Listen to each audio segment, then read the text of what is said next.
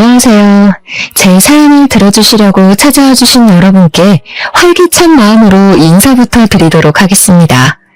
저는 지금 막장 같은 인생을 청산하고 새 출발을 하기 위해 마음을 다잡고 사는 아직 40이 되지 않은 신세대 여성입니다. 제가 제 입으로 저를 소개하려고 하니까 어떤 수식어를 붙여야 하지만 제 성격에 대한 이해가 빠르게 이루어질지 고민이 많았는데 결국은 진부한 말로 시작하게 되네요. 여러분들은 살면서 얼마만큼의 인내심을 가지고 버티십니까? 저는 인내심이 무척이나 부족한 사람이라 생각하며 살았는데 그건 완벽한 제 오해였습니다. 이런 일을 셀 수 없이 겪어놓고도 사람을 고쳤을 수 있다고 생각하며 제 스스로 마음의 병을 키우며 살았던 과거를 생각하면 저는 인내심이 대단한 사람이었습니다. 하지만 인내심이 아무리 많은 사람이라도 몇 번의 고생을 하다 보면 결국에는 바닥을 드러내지 않겠습니까? 저는 결국 끝판왕까지 겪게 되었습니다. 사람이 한번 호구로 보이면 밑도 끝도 없이 남들에게 우습게 보인다는 말이 어떤 뜻인지 절절하게 겪고 나서야 그 말이 이 말이구나 하게 되었습니다. 저는 이제 새로운 삶을 찾아가기 위한 발디딤을 했습니다. 그래서 지난 과거를 털어버리고자 이곳을 찾아와서 글솜씨도 부족한데 글자를 적어내려가고 있네요. 이쯤 되면 얼마나 기가 막힌 이야기들이 펼쳐질지 궁금하실 텐데요. 지체 없이 바로 이야기를 시작해보도록 하겠습니다. 이야기를 들으면서 모질 같은 우리 남편 욕 실컷 해주시고 여러분들의 가슴 속에 있는 응어리도 한번 풀어보셨으면 좋겠습니다. 저희 남편은 수식어가 많이 필요하지 않은 단조로운 사람에 가깝습니다. 아니, 우리 남편을 한마디로 표현할 수 있는 단어가 세상에 존재하기 때문에 그럴 수도 있겠습니다. 우리 남편은 정말 어마어마한 호구 중의 호구, 왕호구입니다. 솔직히 연애를 하던 시절에도 우리 남편은 호구였습니다만 저는 그 허물을 장점으로 생각했습니다. 아니, 그때는 그냥 몰랐던 거죠. 호구가 얼마나 큰 단점인지에 대해 전혀 몰랐기에 남편이 그저 순수한 사람이라고만 생각해서 사랑하게 되었고 연애를 하게 되었습니다. 그때 그 시절로 돌아갈 수 있다면 옆에서 정말 말려주고 싶네요. 호구는 절대 만나면 안 된다고. 제 속이 문드러져서 썩을 거라고 말입니다. 제 남편은 말입니다. 그냥 거절이라는 것을 잘 못하고 바보 같고 남들에게 뒤통수나 맞는 그런 모자란 사람이었던 것이었습니다. 회사에서도 혼자 모든 잡일을 떠안아서 야근을 하는 그런 멍청이요. 왜 그런 짓을 하냐고요? 거절을 못하니까. 남들이 부탁하면 예 알겠습니다 해서 그런 거예요. 저는 그런 남편에게 몇 번이나 거절을 하는 법을 알아야 한다고, 남들이 부탁하는 걸 단호하게 전할 줄 알아야 한다고 말을 수도 없이 했지만 고쳐지지가 않았습니다. 보통은 이러면 도망을 가거나 이별을 고할지 모르겠지만 저는 제 자신을 너무나도 자만하고 말았습니다. 제가 이 남자를 변화시킬 수 있을 거라는 그런 생각을 하게 된 거죠. 솔직히 저는 제가 남편을 고칠 수 있을 거라고 생각했습니다. 우리 남편에게 가장 답이 없는 부분은 바로 고등학교 친구들이라는 세 놈, 철수, 민수, 동수라는 수 3형제인데 진짜 쓰레기 중에 쓰레기인 놈들이었습니다. 우리 남편은 친구라고 부르는 사람들이지만 제 생각에 그들은 남편을 친구라고 생각하지 않는 것 같았습니다. 결혼식 전에는 전혀 느끼지 못하고 있었는데 결혼식 이후에 완전히 제 생각을 바꿔놓은 놈들이 바로 그 쓰레기 수 3형제였습니다. 결혼식 당일에 축의금을 셋이서 각각도 아니고 합쳐서 10만 원을 내고서는 자기들 여자친구까지 알뜰하게 불러서 뷔페를 박살내고 간 걸 시작으로 말입니다. 결혼 이후에 저희 신혼집을 매일같이 찾아와서 술을 달라고 하질 않나, 밥을 달라고 하질 않나, 근처에 볼 일이 있는데 시간이 남는다고 집에 와서 낮잠을 자질 않나. 정말 제가 이 사람들은 뭐지? 소리가 절로 나올 정도로 저희 집에 찾아와서 민폐란 민폐는 전부 다 끼치고 가는 놈들이었습니다. 시간과 장소를 가리지 않고 대문을 두들겨 대는데 자다가도 벌떡 일어났던 적이 한두 번이 아니었습니다. 한 번은 저희 남편이 야밤에 나간다고 하길래 어디를 가는 거냐고 물어보니까 술 3형제 중에 민수라는 놈이 술을 마셨는데 술값이 없다면서 남편을 불렀다는 겁니다. 옷을 갈아입으면서 민수가 기다리겠다고 빨리 다녀온다는 답답한 남편놈의 멱살을 그날 처음으로 잡아보았습니다. 당신이 무슨 억만장자야? 갑부야? 무슨 돈을 그렇게 맨날 내주겠다고 난리를 쳐. 그것도 이 밤에 자다 말고 술값을 내주러 간다고. 오죽 부를 사람이 없었으면 나한테 연락을 했겠어. 민수가 원래 그런 애가 아니잖아. 아니긴 뭐가 아냐. 허구한 날 찾아와서 민폐만 부리고 가는데 그것도 친구라고 부르고 싶어? 나가기만 해봐. 아주 아작을 낼 줄 알아? 그날 결국 남편은 술값을 결제해주러 가지 않았지만 이후에 민수가 집으로 찾아와서 술값을 계산해주지 않은 것에 대한 불만을 토로하며 남편에게 눈치를 주더라고요. 저는 너무 기가 막히고 어이가 없었습니다. 우리 남편한테 돈을 맡겨놓은 것도 아니면서 제가 뭔데 내 남편에게 눈치를 주는지. 뿐만 아니라 집에 손님이 찾아왔는데 술상도 하나 내오지 않는 거냐면서 저를 마치 중학에 중후를 부리듯이 술상 가져오라고 눈치를 주는데 와 진짜 술병으로 머리 한 대 찍고 싶다는 생각이 절로 들더라고요. 저한테 술상으로 맛있는 안주 없냐면서 고기나 닭볶음탕 같은 거를 만들어 오라고 하더라고요. 웬만해서는 참아주려고 했지만 저에게 과한 것을 요구하는 그 인간에게 제가 뭐 예쁘다고 술상까지 내오겠습니까? 철수라는 놈은 만나기만 하면 자기한테 좋은 물건이 들어왔다면서 하나 장만하라고 남편을 꼬시는 다단계의 영업사원이었습니다. 동수는 말하기도 싫은 완전 생 양아치 중의 양아치였고요. 오갈 곳이 없다면서 갑자기 우리 집에 찾아와서는 하루만 자고 가겠다는데 남편은 이부자리 펴주더라고요. 오죽하면 그 셋이 전부 저희 집에 모여서 미친 듯이 술을 먹고 고성방가를 지를 때 제가 분위기를 싹 깨트리며 말까지 했습니다. 도대체 학창시절에 뭘 배우셨길래 이 시간까지 남의 집에서 이런 추태를 부르는지 모르겠네요. 동네에서 신고하겠어요. 시끄럽다고. 미안하지만 오늘은 다들 돌아가시고 다음부터 저희 집에서 이렇게 다짜고짜 모이는 일은 없었으면 좋겠습니다. 남편을 째려보면서 이야기를 하니까 남편이 머쓱하게 웃으면서 저를 말리는 게 아니겠습니까? 어쩌다가 학창시절 이야기도 하고 분위기도 좋으니 조금만 봐달래요 글쎄. 지 마누라 분위기 안 좋은 건 눈치도 못 채는 주제에 어찌나 말이 많은지. 남편이 친구들의 편을 들자 수삼형제가 기고만장해져가지고 저한테 한 소리 하더라고요. 재수씨 정색하니까 정말 무서워. 쫄았네 나. 우리 적당히 놀다가 다 치우고 갈게요. 치우기는 개뿔. 처음에는 남편 생각해서 제가 조금만 불편함을 감수하면 되겠지 하고 생각했는데 이건 뭐 감수할 정도가 아니었습니다. 남편의 호구 같은 모습을 고치는 것은 둘째치고 수삼형제가 더 이상 우리 집에 찾아오는 일이 없었으면 좋겠다는 생각만 굴뚝 같았습니다. 이 모든 걸 다 당하면서 참고 사는 인간은 당신밖에 없을 거야. 그 인간들을 정리하든 아니면 이참에 나를 정리하든 둘 중에 하나만 선택해. 그래도 친구들인데 어떻게 오지 말라고 그래. 그냥 우리가 조금 불편한 걸 감수해내면 정신 나갔어? 그럼 그냥 나랑 끝을 내던가 아니면 저 인간들을 내 눈앞에서 사라지게 하던가. 우리 결혼한 지도 얼마 되지도 않았으니까 지금 끝내는 건 아무 문제도 없을 거야. 딱 정해. 어떻게 할래? 제가 진지하게 갈라선다는 말까지 뱉어내자 남편은 화들짝 놀라면서 앞으로 수삼형제를 집안에 들이지 않겠다고 저와 약속을 하게 되었습니다. 그 말이 제대로 먹힌 건지 뭔지 그래도 꼴에 친구랍시고 이혼하는 건 맞고 싶었는지 그 뒤로 수삼형제가 집에 방문하는 일은 사라지게 되었습니다. 뭐 밖에서 만나서 노는 거야 그냥 그러려니 하고 지낼 수 있었죠. 집에 오지 않는 것만으로도 살 것 같다는 느낌을 받게 되었거든요. 그런데 밖에서 만나니까 또 다른 문제들이 하나둘 눈에 보이기 시작하더라고요. 남편의 카드값이 심상치 않게 나오는 것이 아니겠습니까? 한번 호구는 영원한 호구라고 했던가요? 딱 보아하니까 술값을 모조리 남편이 계산하고 있는 것 같았습니다. 도대체 그 나이를 먹도록 변변찮은 인간들을 뭐가 좋다고 만나는 건지, 저는 남편이 정말 그 친구들을 믿고 의지하는 건지 아니면 억지로 만나는 건지 헷갈리기까지 했습니다. 카드값이 제가 허용할 수 있는 기준치를 벗어나게 되자 저는 답답한 마음에 남편에게 수삼형제의 흉을 보기 시작했습니다.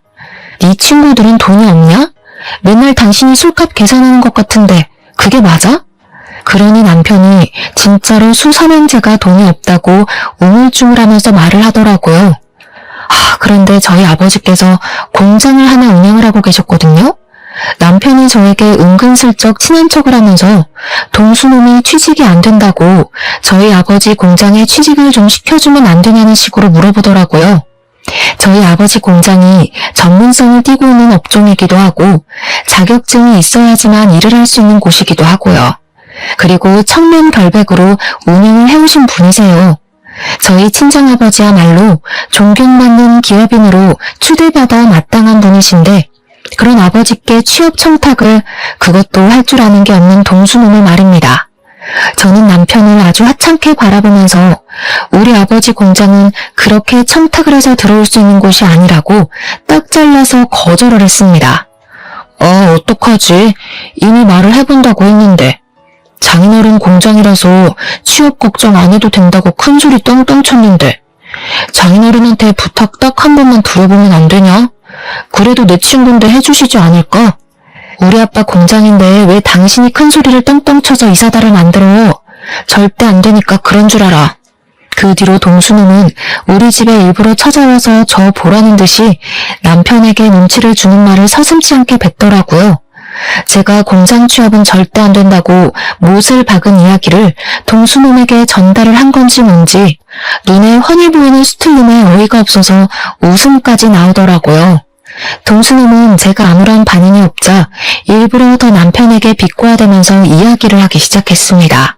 내가 말이야, 너도 알다시피 공부는 못했어도 일은 되게 잘하는 편인데 단순 노동 같은 거 말이야. 감시 같은 것도 잘하고 사실 공장 같은 데서 하는 일이라고 해봐야 단순 노동 정도 아닌가? 요즘은 뭐 로봇도 다 한다며. 그러자 옆에서 철수와 민수까지도 맞장구를 쳐주면서 은근슬쩍 저희 친정아버지 공장 이야기를 꺼내면서 제 눈치를 살펴보는 게 아니겠습니까? 그러고 보니까 재수씨네 친정이 무슨 공장 한다고 그러지 않았었나? 네, 맞아요. 저희 친정아버지께서 공장 운영하시죠. 근데 요즘 일하겠다는 경력자들이 한둘이 아니더라고요. 아버지께서도 인력이 넘쳐서 곤란하다고 하시는데 제가 우리 공장에서 일을 할 수 없다는 뉘앙스를 팍팍 풍긴 이후로 남편은 저에게 엄청나게 서운하다는 식으로 그때 이야기를 꺼냈습니다. 본인이 정말 고등학교 시절부터 친하게 지내고 믿고 의지하는 친구인데도 불구하고 아무런 도움을 줄 수 없다는 게 분하다고 말입니다. 절친이 힘들 때일수록 도와주고 해야 하는 거 아니냐고, 그래야 나중에 자기도 뭐 도움을 받을 수 있는 거야 하면서 구시렁거리는데 참새가 짹짹대는 줄 알았습니다. 제가 그냥 별다른 말하는 것도 우스워질 것 같아서 아무 소리 하지 않고 일관되게 남편을 무시하고 있었는데 남편은 계속 멈추지 않았습니다. 아니, 무슨 불만은 자기 혼자만 가지고 있겠습니까?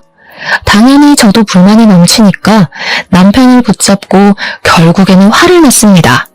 도대체 고등학교 친구들이라고 하던데 친구가 맞긴 맞아?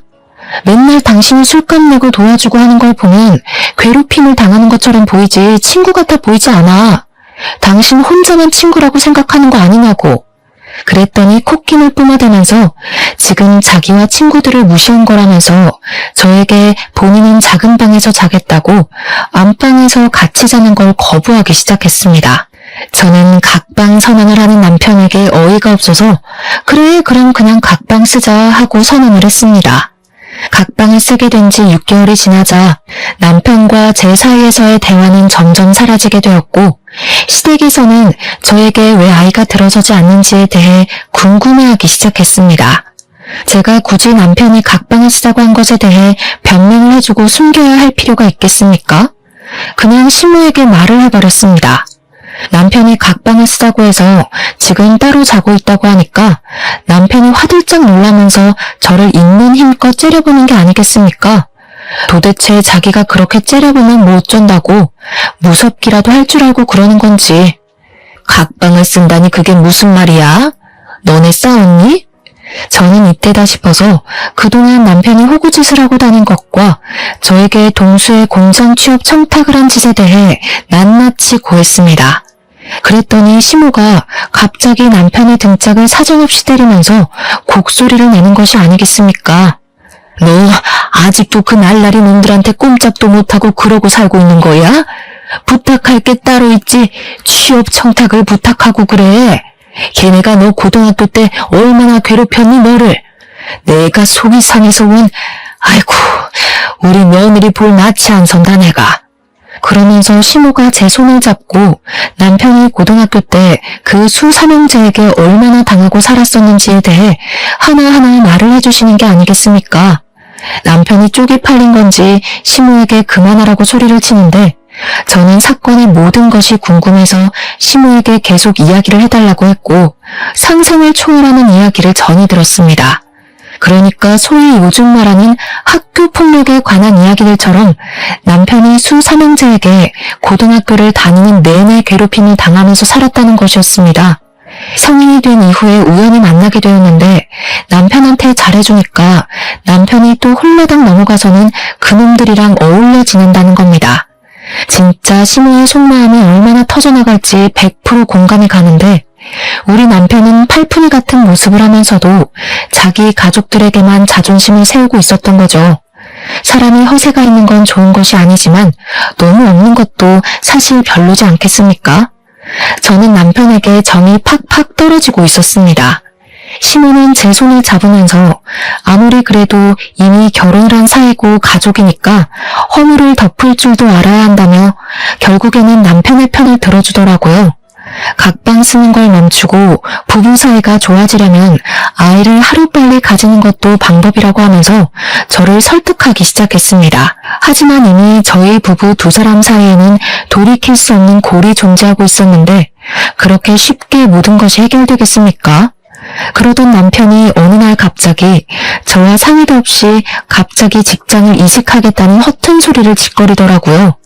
제가 어이가 없어서 남편에게 그게 무슨 말도 안 되는 소리냐, 지금 다니는 직장이 탄탄한데 굳이 다른 직장으로 이직을 해야 할 이유가 있냐고 말렸습니다.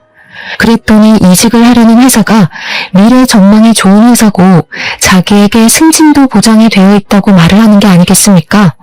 세상에 어느 회사가 승진을 보장해준다는 건지 말이 안 된다고 생각해서 지금 다니는 회사나 잘 다니라고 했더니 자기가 하고 싶은 대로 하면서 살고 싶다는 겁니다. 아니, 제 맘대로 살고 싶으면 도대체 저랑 왜 결혼을 했는지, 저는 남편과 결국 서로를 가족이라고 생각을 하는 게 맞냐면서 대판 싸우기 시작했습니다. 제 말에 딱히 반박도 못하고 씩씩거리던 남편은 본때를 보여주겠다더니 정말 회사를 그만두고 이직을 해버렸습니다. 말도 안 되는 화장품 회사로 말입니다. 우리 남편은 스킨로션도 구별을 못하는 사람인데 무슨 화장품 회사를 다닌다는 말입니까? 제가 어이가 없어서 그 화장품이 어떤 화장품인지는 알고 싶은 마음에 브랜드나 회사 이름을 말해보라고 했더니 절대로 말을 안 해주더라고요. 그냥 유명한 곳이다 라고만 하면서 비밀로 하길래 왜 비밀로 안 하고 닥달을 했더니 어차피 응원도 안 해줄 건데 싸우기 싫다면서 말하기를 거부했습니다. 그러더니 맨날 무슨 영업이다 회식이다 하면서 집에도 늦게 들어오고 술만 매일같이 마시고 난리도 아닌 겁니다. 거기다가 더 짜증이 나는 건 뭐냐면 이직을 한 이후에 생활비를 가져오지 않는 겁니다. 저희가 맞벌이 부부이다 보니까 생활비를 반반씩 각출해서 내고 있는데 자꾸 이번 달에 돈이 없네, 월급이 줄었네 하면서 돈을 덜 내거나 아예 안 가져오는 겁니다. 제가 어이가 없어서 더 이상은 이 작태를 참아줄 수 없다고 생각을 하게 됐죠. 다니는 회사에 대해 똑바로 말을 하라고 하면서 제대로 면접이나 보고 들어간 건 맞냐고 물었습니다. 남편이 우물쭈물하길래 회사에 전화 걸어서 월급 가져오라고 난리를 치기 전에 당장 말하라고 했더니 그제야 이실직고를 하더라고요. 철수가 소개해준 회사라고 하는데 순간 머리가 핑 도는 느낌을 받게 되었습니다. 철수라는 놈은 다단계를 하는 놈이었거든요. 한마디로 평생 안정적인 봉급을 받으며 정년까지 지낼 수 있는 회사를 그만두고 다단계 회사에 들어가서 물건을 팔고 있었던 것입니다. 당신 진짜 생각이라는 게 없어? 제정신이야? 왜 다단계를 하고 난리야? 그게 돈이나 벌리겠어? 정신 나간 짓이라고. 철수가 한 달에 얼마를 버는지 알아?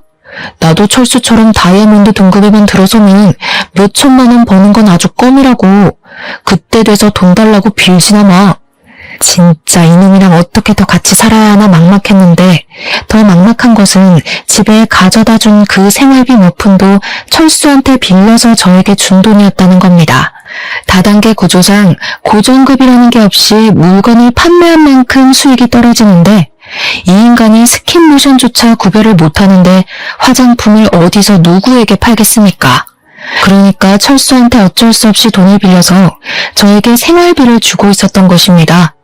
철수가 저에게 돈 갚으라고 하면서 연락이와 모든 것을 알게 된 것입니다. 저는 그런 철수에게 엄청나게 따져물었죠. 지금 누구를 꼬셔다가 다단계에 집어넣고는 큰 소리를 치고 있는 거냐고요.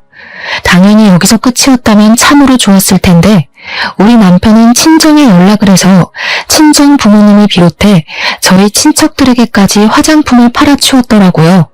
그렇게 푼돈을 벌어서 대부분은 남편 상의자로 있는 철수에게 이익이 다 들어가고 그러면 철수는 인심 쓰듯 남편에게 돈을 빌려주고 저에게 갚으라고 한 거고요. 계속 메비우스의 띠처럼 돌아가고 있었던 것입니다. 당연히 저는 이혼을 해야겠다고 결심까지 하게 되었습니다.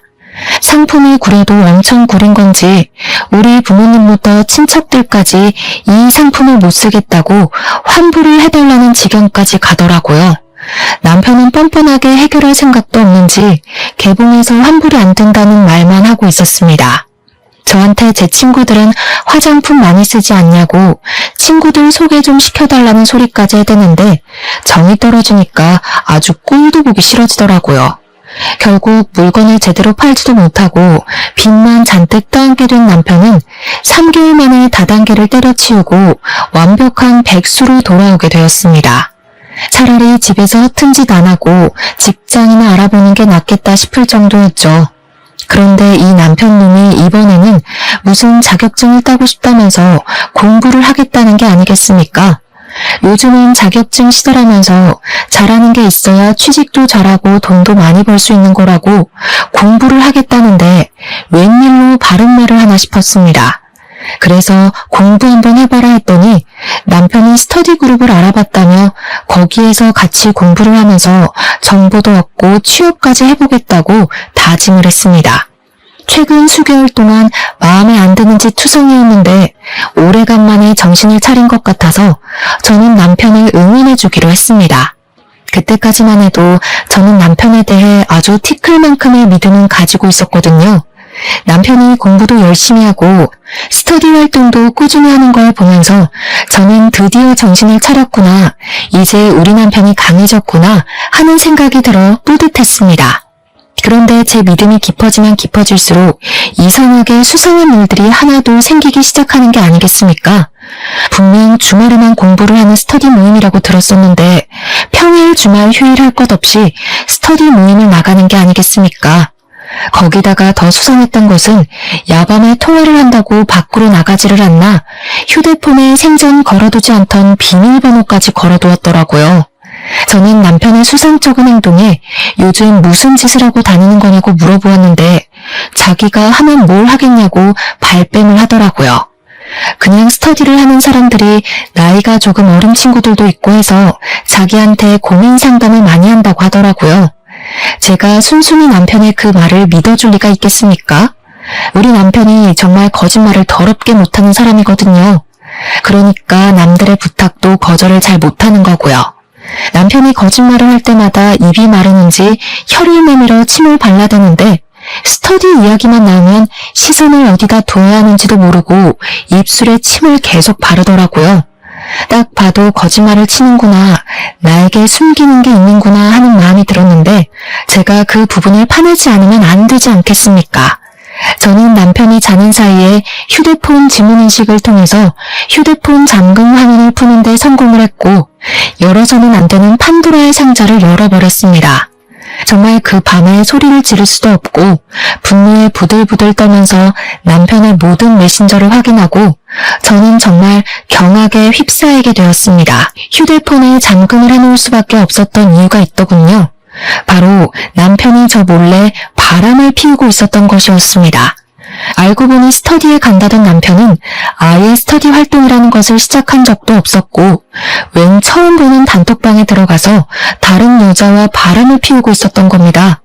그 단톡방이 말입니다. 스터디를 가장한 유부 남녀들의 은밀한 모임이었던 것이었습니다. 한마디로 남편의 상간녀 또한 유부녀라는 소리였습니다. 심지어 그 여자와 함께 나눈 대화 내용에는 제 욕이 정말 입에 담기 힘들 정도로 어마어마하게 담겨 있었습니다. 우리 남편이 평소에 저를 이렇게 생각하는 것도 충격적이고 불륜녀에게 환심을 사고 싶어서 저를 팔아치운 것을 알게 되니 기분이 나락으로 가더라고요. 집에는 바가지를 박박 긁어대는 여편네가 있어서 살기 힘들다. 여편네 친정 또한 기가 세서 내가 놀리고 산다면서 제 욕에 우리 부모님 욕까지 들어있는데 글쎄 저희 아버지 욕은 정말 너무 심해서 참아주기가 힘들 정도였습니다. 저희 아버지가 운영하시는 공장이 거품이 가득 끼어있다부터 시작해서 친인척들은 다 뒤로 해먹고 있을 거다. 장인어른도 깨끗한 사람은 아니다 하면서요. 한평생 뒷돈 한 번 받지 않고 청렴결백하게 공장을 운영하신 우리 아버지를 모욕하는 말을 보았을 때 저는 정말 눈꺼풀이 파르르 떨렸습니다. 너무 화가 나서 눈물이 나올 것 같은 기분이 뭔지 아십니까? 남편이 뒤척거림도 없이 씩씩거리면서 자고 있는데 정말 휴대폰으로 머리를 찍어버리고 싶었습니다. 남편이 평소에 저와 저희 친정에 대해 이렇게 생각하고 있었다는 걸 알게 되자 피가 차갑게 식었습니다. 더 웃긴 게 상간녀에게는 돈 많은 척 연기를 하고 있었더라고요. 집에 생활비 한 푼 가져오지 못하는 백수 주제의 말입니다. 심지어 상간녀한테는 자기가 한 달에 1,000만 원씩 저에게 생활비를 주고 있는데도 제가 돈 더 가져오라고 바가지를 긁는다면서 허세 가득한 문자를 보냈더군요. 한 달에 1,000만 원씩 가져다 주기만 하면 바가지는 무슨 바람을 피워도 그냥 모른 척 지냈을 텐데 백수 주제에 이게 무슨 개소린지. 상간녀도 그 실제 하지도 않는 돈이 필요한 건지 그런 와이프가 있으면 얼마나 스트레스를 받겠냐면서 위로해주는 척 사장 한번 꼬셔서 인생 펴보라는 여운형이었습니다. 정말 그 상간녀도 끼리끼리라는 게 드러나는 부분이지 않겠습니까? 남편이 무슨 사장은커녕 아무것도 아닌 놈인데 그런 줄 믿고만 있다는 게 말입니다. 상간녀의 머리도 대단한 멍청이라는 게 증명되는 부분이었습니다. 저는 갱생이 불가능한 남편을 버리기로 결심했고 그날 남편의 휴대폰에서 보았던 모든 내용을 증거로 수집하기 시작했습니다. 휴대폰을 보다가 알게 된 사실이 하나 있었는데 그 유부 남녀의 모임에 남편을 초대한 사람이 다름 아닌 바로 동수였다는 것을 말입니다. 제 남편이 하다하다 친구의 추천으로 불륜까지 저지를 거라고는 상상도 못했는데 제대로 제가 뒤통수 맞은 거죠. 저는 이놈을 더 이상 봐주지 않고 제대로 참교육을 하기로 결심을 했습니다. 저는 다음날 스터디에 간다고 저의 눈을 바라보지도 않은 채 신이 나서 나가는 남편에게 쪽을 주겠다는 결심을 하고 계획대로 실행에 옮겼습니다. 저희 동네에 꽤 유명한 수제 케이크 집이 있었는데 거기서 미리 준비해서 맞춘 불륜 축하 메시지를 적은 케이크를 받아왔습니다. 솜씨가 좋아서 유명한 가게였는데 인기가 많을만 하더라고요. 제가 남편과 상간녀의 사진을 주고 얼굴을 케이크에 박아달라고 부탁을 드렸거든요. 정말 무슨 프린트를 해놓은 것처럼 남편과 상간녀의 얼굴이 케이크 전면에 붙어있는데 케이크 사장님께서 저에게 혹시 복수에 성공하면 이 케이크를 SNS에 올려도 되냐고 물어보셨습니다. 수제 케이크집 사장님 SNS 친구가 10,000명이 넘는다고 하길래 저는 냉큼 좋다고 말씀을 드렸죠. 이런 주문은 처음이긴 하지만 제 복수를 응원한다고 말해주시는 사장님 덕분에 기분 좋게 남편에게 어디냐고 연락을 보냈습니다. 남편은 당당하게 지금 스터디를 하고 있는 중이라면서 저에게 사진을 한 장 전송해 주더라고요. 한 10명 정도 되는 남녀들이 단체로 수업을 받고 있는 사진이었는데 저는 이미 이 모임이 어떤 모임인지 진실을 알고 있는 사람이 아니겠습니까? 이 더러운 남녀들이 전부 불륜관계에 있는 사람들이라고 생각하니 헛구역질이 나올 것만 같았지만 저는 태연하게 공부 열심히 하라고 답장을 보냈습니다. 스터디를 가장한 불륜 모임이라 스터디하는 척 연기를 하는 사진임이 틀림없었지만 저는 기꺼이 속아주기로 결심을 했죠. 남편이 안심을 하고 있을 때 제대로 뒤통수를 쳐야 저도 확실한 복수가 되지 않겠습니까? 어차피 저는 전날 이미 남편의 휴대폰을 뒤져서 남편이 어디에서 저 모임을 하고 있는지 장소와 시간까지 전부 알아두었기에 거침없이 남편을 찾으러 갔습니다. 솔직히 저도 심장이 두근두근하긴 했지만 이게 두려움에서 나오는 심장박동인지 아니면 복수를 하기 전 흥분해서 두근거리는 건지 알 수가 없었습니다. 정확한 것은 저의 목표는 오로지 남편에게 쪽을 주고 완벽하게 갈라서는 것. 그것 말고는 아무것도 눈에 보이지 않았습니다. 저는 소중하게 케이크를 들고 남편이 공부를 하고 있다고 위장한 그 스터디 장소로 찾아갔습니다. 구석진 자리에 불륜 남녀들이 한데 모여 하하호호 하면서 떠들고 있는데 얼굴이 경직된 상태로 성큼성큼 다가가니 남편이 저를 보고 동공지진이 일어나더라고요. 일어나지도 못하고 앉아있지도 못한 상태로 저를 보면서 어쩔 줄 모르는 모습을 보는데 와, 이것마저도 이렇게 정떨어지게 찌질할 수 있나 싶었습니다. 제가 여기까지 찾아온 게 어찌된 영문인지도 모르는 남편이 엄청 당황해하는데 저는 그 불륜 모임 사람들에게 태연하게 인사를 하고선 말했습니다. 제가 저기 앉아있는 저 새끼 와이프예요. 아, 그쪽이 제 남편 상간녀죠? 저는 남편 옆에 찰싹 붙어서 저를 썩은 동태 눈깔로 바라보고 있는 그 여자를 향해서 케이크를 꺼내어 보여주었습니다. 당당하게 축 불륜 모임이라고 글자까지 적혀있고 본인들의 얼굴이 박혀있는 케이크를 보더니 남편도 상간녀도 엄청나게 당황해하는 게 아니겠습니까? 저는 이렇게 쫄려할 거면서 왜 불륜을 저지르고 다니는 건지 이해가 가질 않았지만 오히려 상대방이 반응을 해주니까 저는 차분해지더라고요.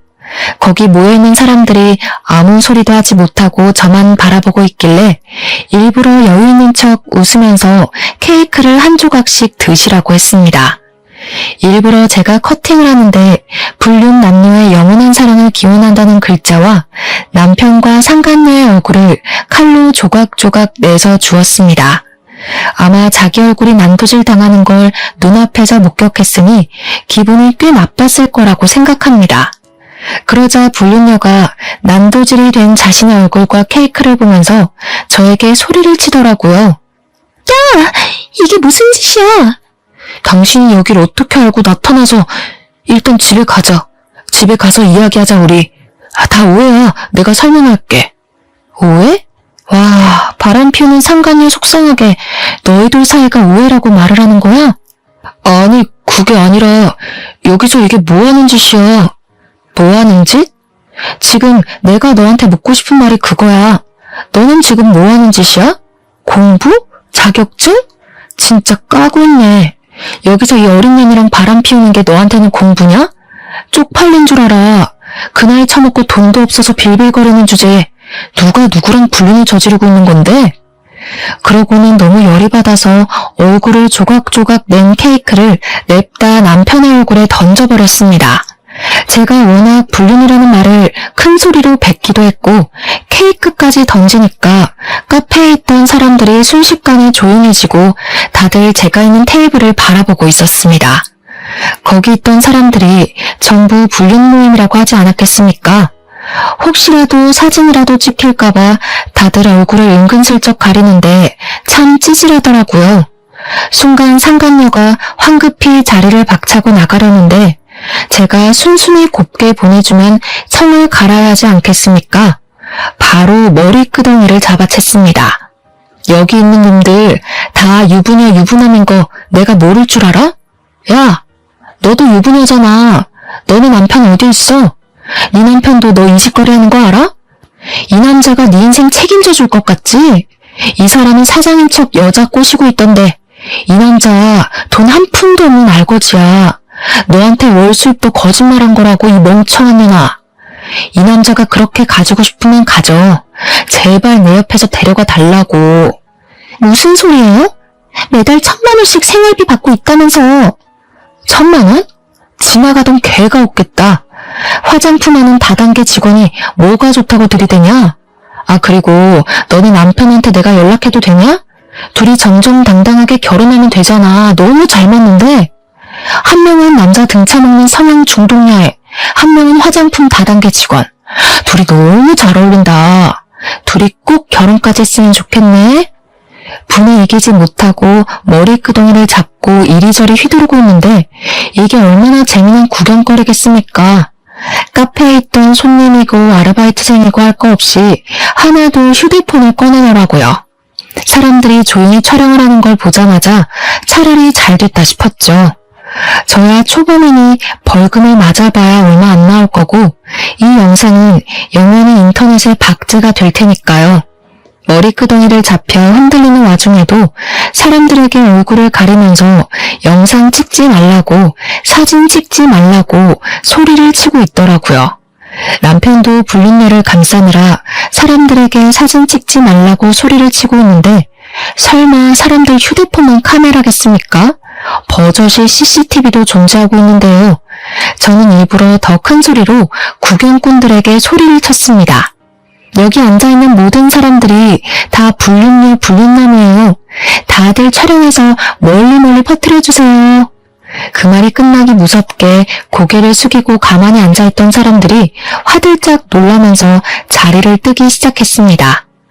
다들 머리카락으로 얼굴을 가리고 손으로 얼굴을 가리면서 도망을 치는데 엄청나게 우습더라고요. 그날 남편을 데리고 집으로 돌아왔는데 이 미친놈이 정신을 못 차린 건지 저에게 씩씩거리면서 어떻게 이런 쪽팔림을 줄 수 있냐고 하더라고요. 저는 생크림이 골대로 묻어있는 남편의 뺨을 2번이나 세게 때리고는 지금 누가 누구한테 쪽팔림을 준 건지 아냐고 따져 물었습니다. 나 너처럼 드세고 귀여운 맛이 없는 여자랑은 더 이상 못 살겠어. 지금 누가 누구한테 할 소리를 해. 나도 너랑 살고 싶은 줄 아니? 이혼해. 남편이 그 길로 짐을 싸서 시댁으로 갔는데 신우가 저를 시댁으로 부르는 것이 아니겠습니까? 제가 뭐 피할 이유가 있나요? 시댁에 갔더니 남편이 왜 쫓아냈냐고, 무슨 일이냐고 걱정스럽게 물어보시는데 보아하니 자기가 지은 죄가 있어서 말을 못한 것 같더라고요. 시모가 저에게 무슨 일이냐고 물어보는데 남편이 식겁을 해가지고 굳이 여기까지 왜 불렀냐고, 너는 오란다고 오냐고 화를 버럭 내더라고요. 저는 막 웃었죠. 남편이 불륜녀와 저지른 불륜의 증거들을 싹 프린트해뒀었는데 이때다 싶어서 시부모님 손에 딱 쥐어드렸습니다.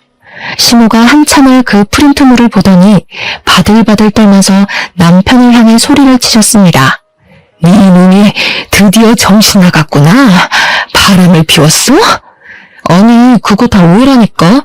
엄마는 내 편 들어줘야지. 편들기는 개뿔. 아주 당당하게 만나고 있던데요. 둘이 무슨 공부하는 걸 빌미 삼아서 연애질을 하고 있더라고요. 그 모임도 공부 모임이 아니라 불륜하는 인간들끼리 만든 모임이었고요. 제가 오늘 카페에서 축을 줬으니까 아마 인터넷에 올라오지 않을까 싶은데 휴대폰으로 확인해보세요. 그랬더니 시부모도 남편도 휴대폰을 열더니 이것저것 검색을 하는 게 아니겠습니까? 아, 어머님, 그리고 제가 말씀드렸죠? 그 3명이 남편 인생 망하게 만들 거라고요. 여기 불륜 모임을 누가 소개해준 줄 아세요? 동수가 초대했어요. 동수가 아주 친구 인생 제대로 망치고 싶었는지 바람 피우라고 등 떠민 거라니까요. 그러게 제가 그 3명이랑 멀리하라고 할 때 남편 정신 차리고 영 끊으면 이런 일까진 안 일어났겠다. 그렇죠? 하여튼 저는 이혼의 소송까지 모조리 할 준비가 되어 있으니까 그렇게들 하세요. 그 말을 끝으로 시댁에서 미련 없이 나왔는데 등 뒤에서 시모가 막 물건을 집어던지면서 남편에게 화를 내는 소리가 나더라고요. 예전에 시모가 젊었을 때 시모 몰래 바람이 피웠던 적이 있었는데 시모가 그 뒤로 바람 피우는 놈이라고 하면 아주 기겁을 하고 싫어했다더라고요.